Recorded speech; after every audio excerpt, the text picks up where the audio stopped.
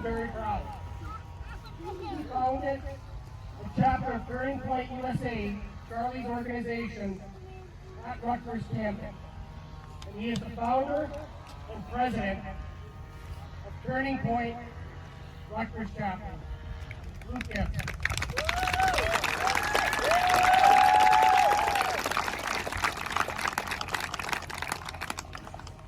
I will let you guys forgive me if I get a little emotional tonight. Charlie meant a great deal to me. He was an amazing man. I'd like to start my speech. Just 7 short days ago, a gunshot rang out in Colorado University. Wordlessly and mercilessly.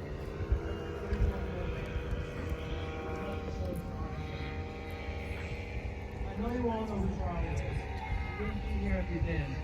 But I would like to go through his life real quick.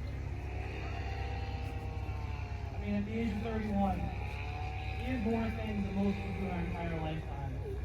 He had a greater impact than people in their 80s had on this world.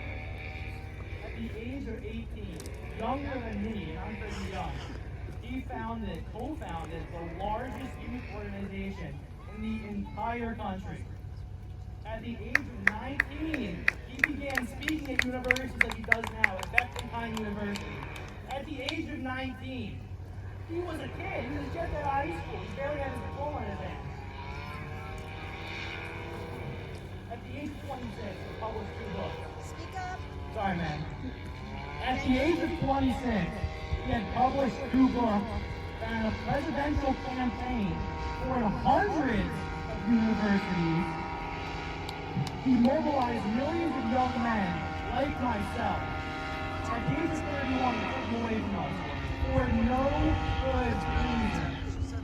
He went after prepared questionnaires when he had no idea what was coming next. He never complained. He never hesitated.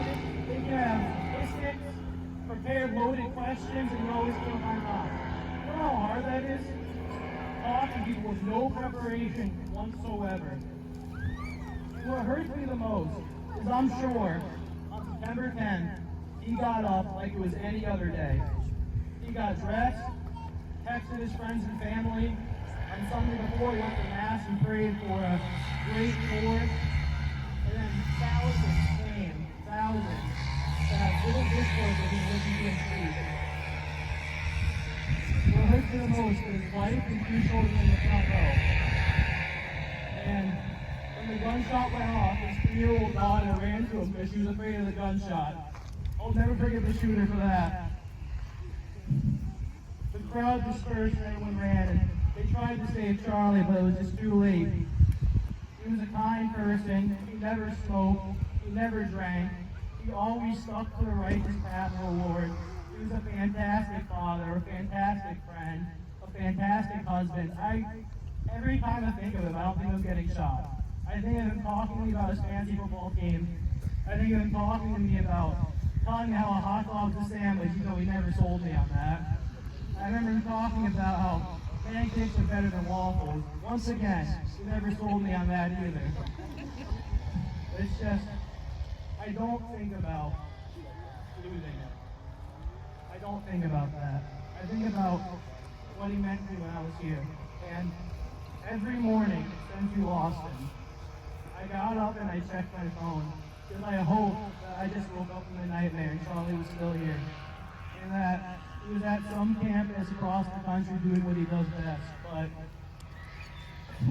his Wikipedia page always says was, it never is. And I came to accept that he's gone, and ever since then, a piece of me died, a piece of all of us died, a piece of America died. The world just hasn't felt the same. It's felt darker than it's ever felt before. And that's why this evil person did what he did to Charlie. Not because he had some stance on fiscal policy or some stance on the economy, but because absolute evil hates absolute good. As hard as it is to say, Charlie was gunned down for being a good Christian man and for creating safe spaces for people like me to talk. I think back when I was an 18-year-old kid at Rutgers University campus, and I was scared. I didn't want to talk about my politics or my beliefs because that was such a liberal university. But I decided to down the chapter thinking maybe 3 people would show up.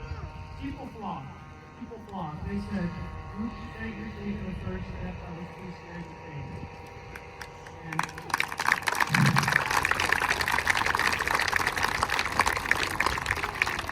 that's something I want you to remember.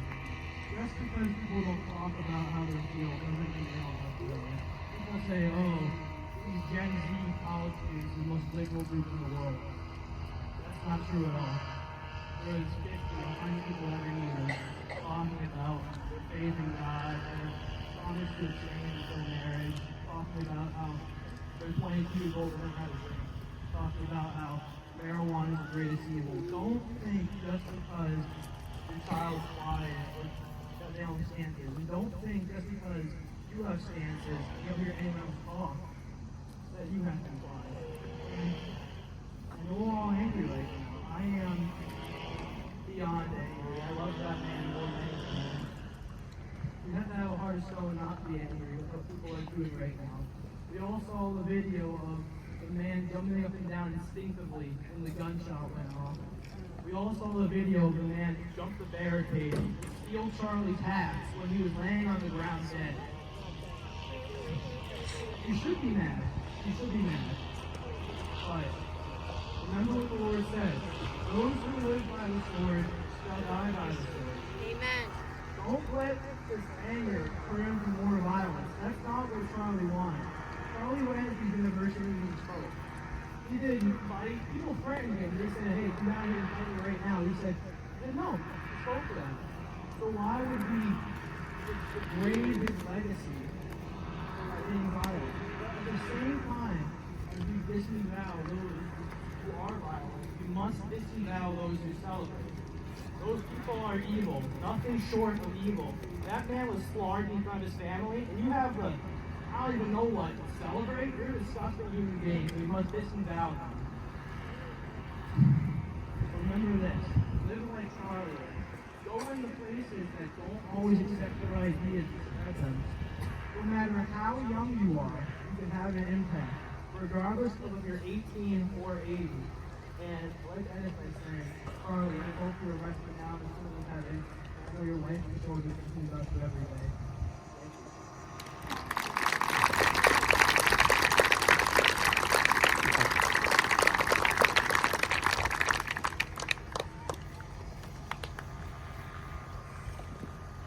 Enough words to hear, right?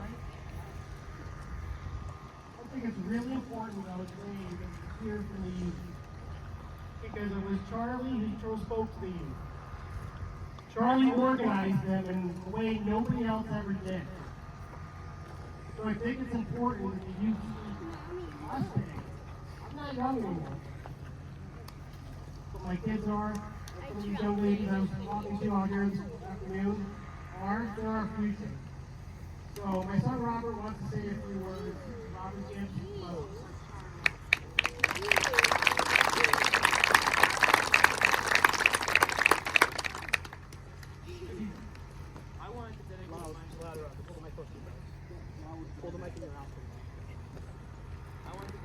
No, can't hear you. I wanted to dedicate my speech to what Charlie Kirk meant to me. I guess my story isn't exactly unique, as I was one of millions of young conservative teens who followed Charlie and was inspired by him. I was always into politics, but Charlie made me think much, much more about them, much deeper, even my morals too. I learned a lot from him. My world and my beliefs changed the more I listened to him. He was an excellent and brilliant mind. His debates, especially entertaining and eye-opening, I enjoyed. But what really attracted me to Charlie Kirk is how genuine he was. He was never afraid to speak his mind, as my brother said. And he was always loyal to his beliefs, especially his belief in God. A good man through and through. A father of 2 children, and devoutly Christian. However, on September 10th, I was in shock to learn about his murder. I never thought he would have been assassinated. He didn't pass legislation. He was just an activist. It was surreal seeing a young man I looked up to for about 2 years become yet another victim of political violence. Even as I grew up, I always had the utmost respect for him, as he made me into a young conservative and helped me shape me into the man I've become today. And above all else, he was a Christian before anything.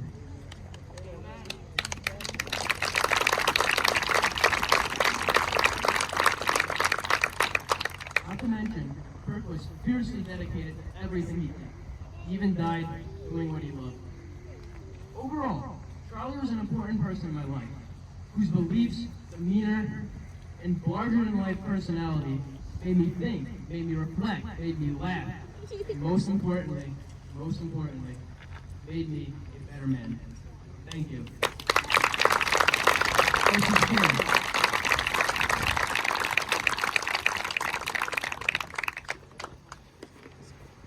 Not every time I hear it, I'm always impressed. And their words today have more meaning because this is a darker day, as my son Luke said. Somehow the world is not as loud. Everything's a little quieter. It's a little darker without Charlie in it. And I really want to impress on everybody the youth that's going to take us forward. The young girl who was talking to me this afternoon named Emily, and she wanted to say some words. And she needs a little encouragement to come on up, because it takes courage to come up here and stand in front of everybody and say a few words. I was really impressed with Emily. She brought a homemade bouquet of flowers and laid it aside my son's name with Charlie. She's got Charlie's shirt on, draped in the American flag. Emily, you give me hope.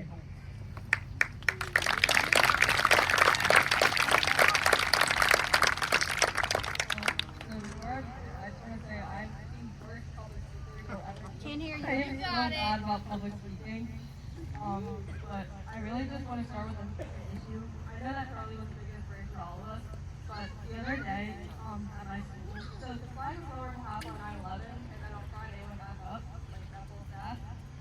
And I know that President Trump sent out something about keeping all flags at half until Sunday at 6 o'clock. So I emailed my superintendent about it, and in about half an hour the flag was lowered in half.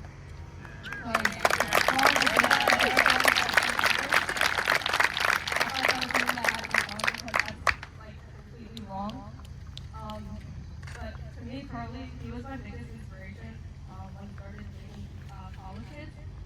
I don't really talk like a whole bunch of politics because I have a ton of Democrat friends, and I'm scared about losing them or connections with my family or relationships, so I keep my opinions to myself. But after listening to Charlie for about 2 to 3 years now, and after what happened on September 10th, 2025, I'm not scared about switching my political opinion.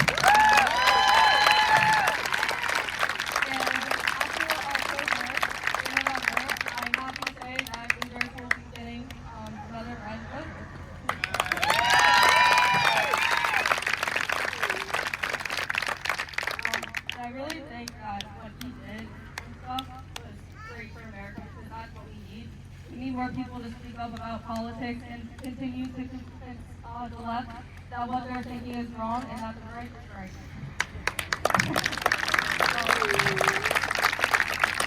And he's probably not only the truth about society, he's probably really about God and what it means to be a Christian, really. I always found faith in Jesus and stuff like that, but I was really still scared to talk about it because of, about trying to keep up with this. But after what he's done, that's not a problem anymore at all.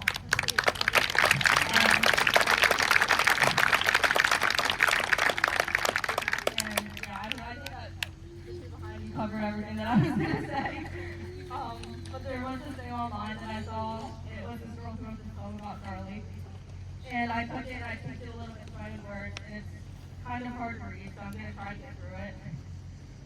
I think you'll catch on when you start reading it. Mommy, where's Daddy? I can't see over the big people and the big flags. He was in the middle of talking about what he thought was right. Mommy, why isn't Daddy talking anymore? And Mommy, what was that noise? It was really loud and it hurt my ears. People are screaming, but some are clapping and celebrating. I'm confused, Mommy. Why isn't Daddy here? Mommy, why are you crying? It's okay. You got me and sister and Daddy. Well, you got me and sister. I'm not really sure where Daddy disappeared. And Mommy, what are those bright lights? They're red and they're blue and they're loud. Almost as loud as the noise I heard first, but this time without a clapping crowd. Mommy, why are they smiling? I'm scared, but they're happy. They keep saying best day ever and good riddance, but Mommy, I just want Daddy. Mommy, why isn't Daddy at my soccer game? He never misses those. He loves to watch me do anything, and then after we go get ice cream. And Mommy, why can't I be like Daddy? I want to be just like him one day. I want to stand up for what I believe and what I think is right. I want to use my voice and peacefully fight, and just like Daddy, I'll be bold in my faith. Mommy, is that why Daddy had to go away? All Charlie did was take what he wanted to do. He wanted to convince the youth that the left is wrong, and he was shot for that. Really bad when society for him to do that. You couldn't silence him in his face, and you had to silence him with a shot.